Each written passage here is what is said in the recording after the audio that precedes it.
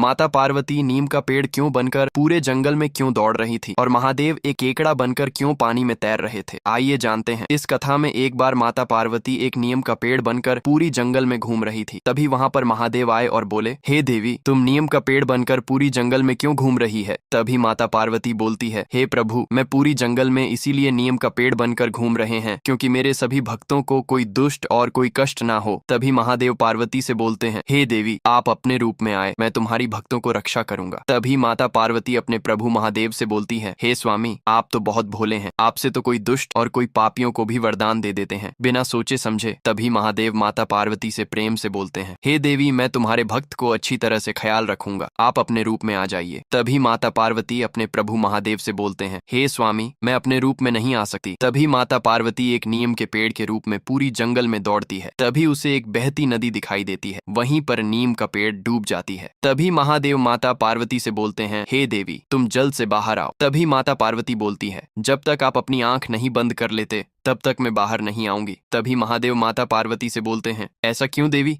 तभी माता पार्वती महादेव से बोलती है, स्वामी, आपकी तो 3 आंखें हैं, आप मुझे तुरंत ही ढूंढ लोगे, इसीलिए आप अपने तीनों आंख बंद कर दीजिए। तभी महादेव माता पार्वती को बोलते हैं, हे देवी, मैं ऐसा कभी नहीं करूंगा क्योंकि मैं पूरी सृष्टि को इसी बंद आंखों से देखता हूँ, कोई पापी मुझसे छुपा नहीं सकता। तभी माता पार्वती महादेव से बोलती है, हे स्वामी, आप मुझसे प्रेम नहीं करते, आप कोई बात बना रहे हैं। तभी महादेव बोलते हैं, हे देवी, मैं तुम्हें बहुत प्रेम करते हैं और मैं तुम्हें बिना सर का ही तुम्हें ढूंढ लूंगा। तभी माता पार्वती महादेव से बोलते हैं, जाइए प्रभु, आप कोई और बहाना बना लीजिए, मैं आपकी बातों में नहीं आऊंगी। तभी महादेव एक केकड़ा का रूप ले लेते हैं जिसमें उसकी सर नहीं रहती और वह केकड़ा बनकर माता पार्वती को जल में ढूंढकर माता पार्वती को अपने हाथ पर बिठाकर पानी से बाहर लाने लगे। तभी माता पार्वती महादेव को देखकर बोलती है, स्वामी, आपकी प्रेम में बहुत शक्ति है, मैं आपसे हार गई। तभी माता पार्वती बोलती है, हे प्रभु, आप तो मुझे ढूंढ ही लिए, आप मुझे विश्वास है, आप मेरे भक्त को बहुत अच्छे से ख्याल रखेंगे, मैं आपको प्रणाम करती हूँ, आप अपने रूप में आए हैं और मेरे सभी भक्तों को आशीर्वाद दें और उनकी दुखों को दूर करें।